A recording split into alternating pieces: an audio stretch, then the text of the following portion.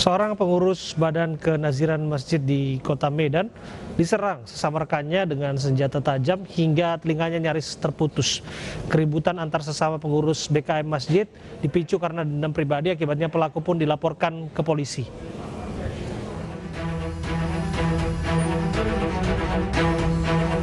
Keributan antar pengurus Badan Kenaziran Masjid atau BKM terjadi di Masjid Rayudatul Islam, Jalan Putri Hijau, Kecamatan Medan Barat, Kota Medan.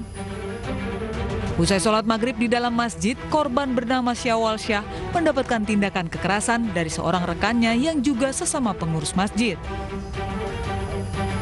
Awalnya korban dan pelaku terlibat keributan terkait persoalan pribadi. Pelaku yang emosi kemudian mengambil senjata tajam. Tapi dia memang bayi buta, gini kan ke leher saya.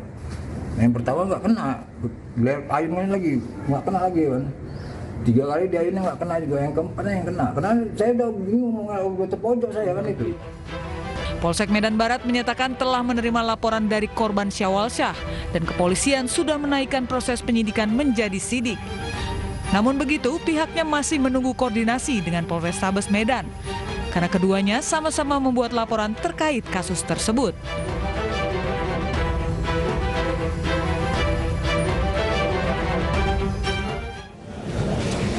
Ya, pemirsa, seperti apa perkembangan kasus ini dan apa penyebab keributan sudah hadir bersama kami melalui sambungan Skype, yaitu PLT Kapolsek Medan Barat, AKP Tina Putilawari. Assalamualaikum, selamat petang Bu Tina.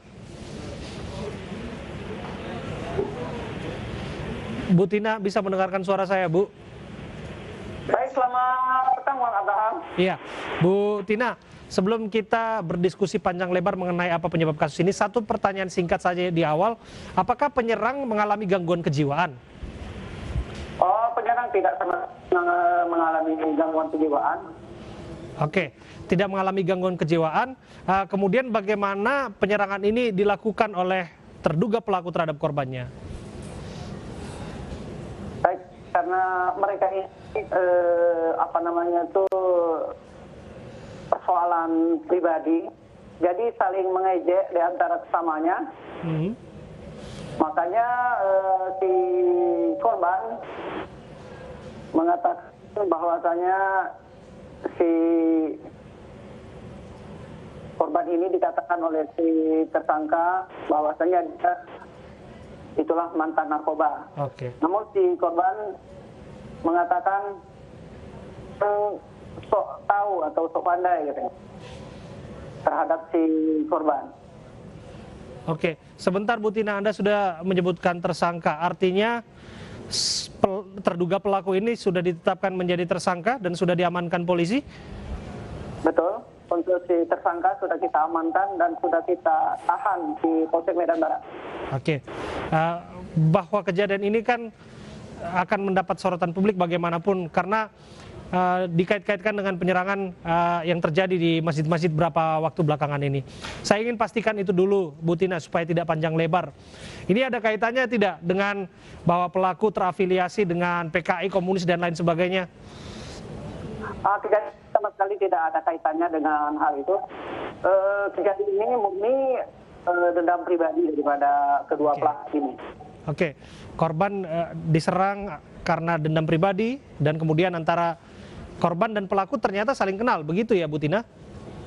Betul, saling kenal mereka ini. Oke, bisa dijelaskan hubungan antara keduanya sampai ada saling ejek, disebutkan bahwa korban adalah mantan pengguna narkoba, kemudian sampai emosi dan terjadi cekcok sampai, mohon maaf ya, telinga nyaris putus ditebas oleh terduga pelaku. Baik, karena si korban ini tinggalnya di Binjai. Dia bukan penduduk asli daripada sekitar masjid. Jadi hanya singgah ataupun relawan yang sedang melakukan ataupun melaksanakan ibadah di masjid. Oke.